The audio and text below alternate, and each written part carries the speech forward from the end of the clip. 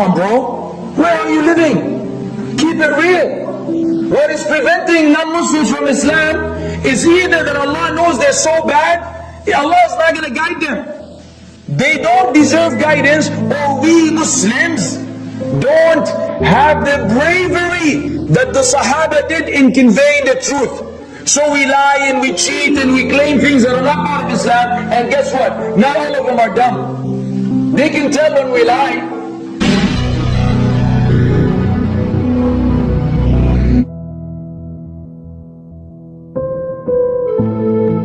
They can tell when someone sits behind it and says, Islam is peace.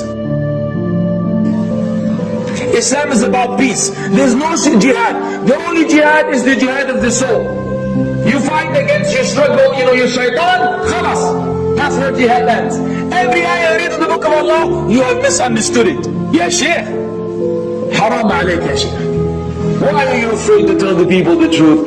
Don't you think Allah gave him a brain? Don't you think this kafir is going to open the Quran, read Surah Al-Anfal, and he's going to come across these ayat, the military ayat, which you've been trying to hide? Then what are you going to do?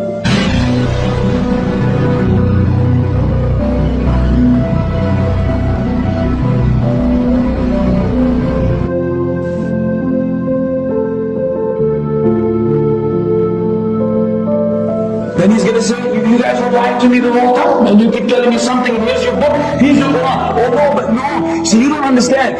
This ayah was actually abrogated by the other ayah, لَكُمْ دِينُكُمْ وَلِيَ دِينِ. So now they twist things around. That was in the beginning. I mean, ajib ya akhi.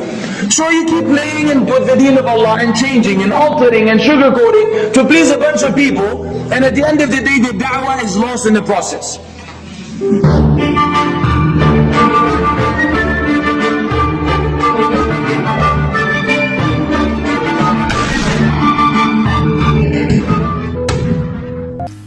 I was born in a Muslim country, and I was born in a Muslim family. For all generations that I could remember, they were all Muslims.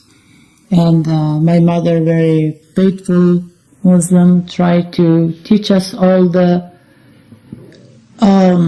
laws and principles about the Muslim and make us to practice it. When I remember I was 5 years old, first when I fast, I really loved God, even though I had not so much experience, but I was very young girl, but I really, really loved God. And I would faithfully do all the activities in society to bring Islam to the practice for everybody, to make sure that then in the school everybody is doing their job as a Muslim believer, Muslim persons. And there was a time that the war started in my country, and by then I joined the army, very young age. But for the government was not important how old you are. They would give you a gun, they call it GC3 that time, and you hold it and then you shoot. If the gun throw you about 1 meter, if you could resist that, they would take you in. I hold the gun, the weapon, and the shooting happened. I didn't move, so I stayed still. So they let me in the army. So I went through all the training, and I was volunteered to go for frontline. To die, you have heard for lots of young kids that they do a suicide bomber, because we really believe that what we believe is true and that God is a real God. I'll make this story short. I had to run away from my country, and I escaped. It took me 6 months from my country to reach a part of Europe that I could live safely, to be able to get a status in any other country. Even in out of country, I started evangelism about Islam, and I try to bring people to Islam, because there is a big reward for if you are able to convert anybody to this religion. There's a big reward that promised for the person who does that. And after that,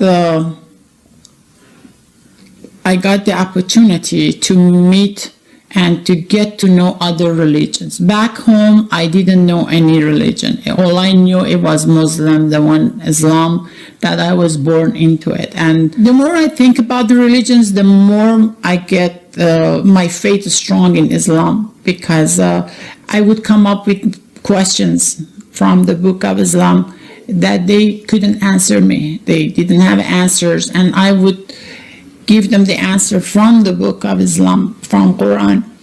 And I by God's grace, I could come to Canada. I got the refugee status in Canada, and then I met in Canada, I met Mormons and Mennonites, and the same thing. I would go into their gathering and bring up the questions, and they were not challenging questions. They was really my own questions that I had in the whole creature. Why? I got all those questions, and I couldn't find any answers. So I keep telling them, I was trying to convince them that still Islam is the best religion. I met a person who came and helped me and my family, and I asked him, what do you believe in? He said, nobody. There is no God. I just believe if you do good, you get good. And I said, that is my problem. I've been miserable because I've been hanging on to some power God, call it God, or people call it God. So that's why I'm expecting some help from somewhere that does not exist. So you're probably right. You're doing lots of good things and you don't believe in any God. So I start going in that direction, which it didn't really help. I became so much miserable. There was a war going inside me. How could you say there is no God? Don't you see the sun? Don't you? And I said, okay, I repent. And I said, there must be a God. Let's look more. Let's search more. And this time was that I met with a group that were happy and everything, and they took me to a temple, which is a Buddhist temple. And the first day when I arrived, the priest for the temple came to me and told me all my life. She told me, you were born before and you were a man. I said, okay, that makes sense, because I've been carrying all my family, doing all those things that a man should be. I'm very brave and bold and all of that. And then she said, you killed somebody and you didn't get the punishment. So you are, as a punishment, you are born again as a woman and you're going through all this suffering. I said, that makes sense. Because I always ask why. Why I'm going through so much suffering. This was not even yet beginning of my suffering, and I didn't know that. So I became a Buddhist for a while, practiced that. But again, that voice inside me, when I go buy apple, oranges, put them in front of those statues, something inside me laugh at me, say, look at yourself, you're stupid or something, And I couldn't continue that either. And then after that, it was when my sicknesses started. I got a terrible back pain, and then one day I bent and I could not get up anymore. So I stayed bended. And terrible pain. I went to lots of hospitals, to rehab. It was terrible. I would scream from the treatment. I was either sleeping, or if I'm awake, I just wake enough to reach the water or something to take some medicine and go back again. This piece of meat that breathes, There was no other God I could try. I've tried it all. I've tried anything that came on my way. And all I've done in my life was good to others, taking care of my family, trying anything I knew to be good to others. And that was the end of my life. I killed myself, suicide. I was unsuccessful. And back to the morphine again. It was worse than that, because I was not married. I had no family, never had the children. I never had the time to start my own life. It was all about my family, my country, everything. I was waiting one day to start my own life, to get married, to have children, all of that. And when they told me, you won't die, but this is it. You're gonna be a piece of meat. I was so in the bad shape that they even didn't know how to put me in a car, because I couldn't sit, or I couldn't lie down, or couldn't stand. It was just so bended like this with the pain continually. I needed some help because the place I rented, it was so messy. I needed somebody that can stand straight, come and take the garbage out or do something. So I went out trying to find somebody, and I saw this guy who was drug addicted. I said, I need help. If you could come and do some help with at the house, clean up or something, I give you some money. And he said, a sandwich and a cigarette, pack a cigarette would be enough. I said, okay. So he was helping me to get to house, and then we passed by a small, little building, and he said, do you like to dance? I said, oh, I always love to dance. He said, you know, these people dance for free. You can come and go there every evening. They dancing on Sundays. I said, okay. So I went there on Sunday, and I entered to this. They were dancing, they were singing, they were worshiping, and somebody told me, welcome to the church. I said, is this a church? They said, yes. I said, where is the stuff? He said, this is a church. I said, where is your statues? Where is, I never seen this church before. This is like a big room, people just dancing. And that was a born-again church that I got introduced for the first time to. I went in the church, and of course I couldn't dance or anything, just on the floor. And by the end of the worshiping, I asked God, I said, Lord, I didn't know his name, that God or Lord. I just said, is there anything? Is there anything there? I'm at the end. This is the end of it for me. If there is anything, show me yourself. And if it's not, that's it. I'm done with everything. There is no other way. I have tried all the religions that are in the market. I have tried everything. I have tried all the doctors or everything. I'm just piece of meat. What is the purpose of this? And then when I was crying on my knees, and then all of a sudden I just saw this light. It was so bright. It was so bright. And I just said, who is this? Who is this? And then he said, I am Jesus. And then I started beating myself. Oh, all these years I heard your name, but I always have, what a stupid I am. So you are real. So you are real. He says, I am the truth. I am true. And then every time and then he touched me, you know.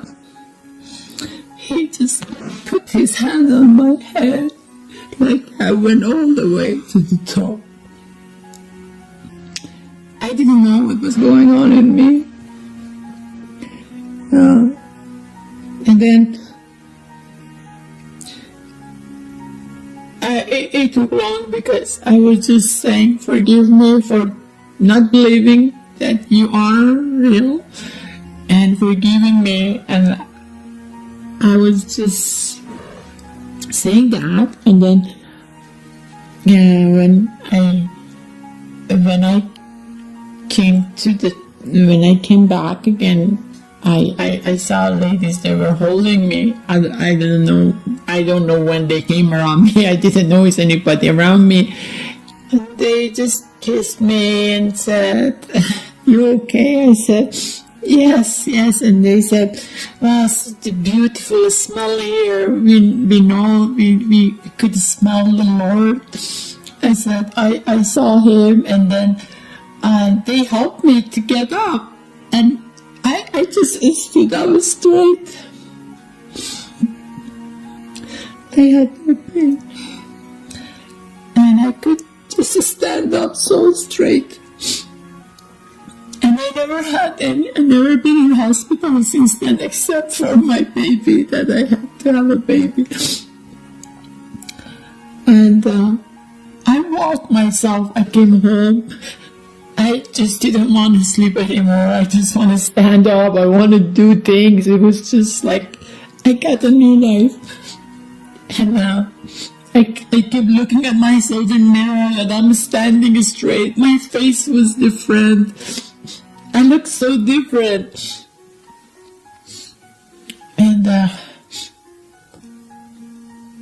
And after that,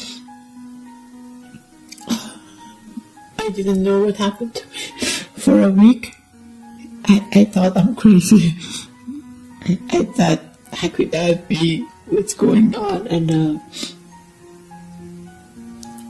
then lots of bad things start happening to me. Like my house got on fire, everything.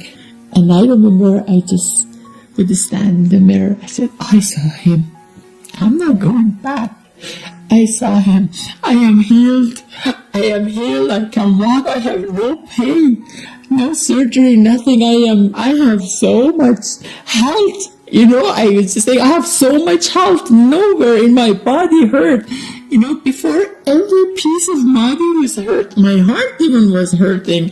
My emotion, my everything. I had just this new hope for life that, I can have a life again. I know I was trained as a soldier and everything, but this was even worse than a physical war because then my people come on my way, the professor from university, all those Muslim guys, people, everything. I was just all of a sudden, I get all these Muslim people around me that are trying to stop me from talking about the miracle that happened in my life. And I keep, maybe you won't believe it, even on Sunday, I want to go back and some strong power would hold me back, and I lift my leg and I put it there, and like step by step until I make it to the church. And then I just say, help me, pray for me, because I couldn't be baptized for 2 years, right? Every time they planned something bad happened, that it stopped my baptism in the water. It was such a struggle going on, but all I would say, I said, no, I saw him. I saw him. It's the truth. It's the truth. I never felt alone after that. Never. I would hear his voice, even if I'm alone under the blanket. I never felt lonely. And I had such amazing peace. And I had so much hope for life again. God told me to go and see my family and give them the news before I go and say nothing about Lord. And then this was after 2 years praying, and in 1 month my whole family had a vision of Jesus Christ, and they all came to Lord. My mother, my brothers, my sisters. This really makes me understand the song, that Amazing Grace, that how miserable I was, how miserable I was when I was a Muslim, and I thought I was really holy and fasting and praying, all of that, and yet I was so restless and sick and hopeless.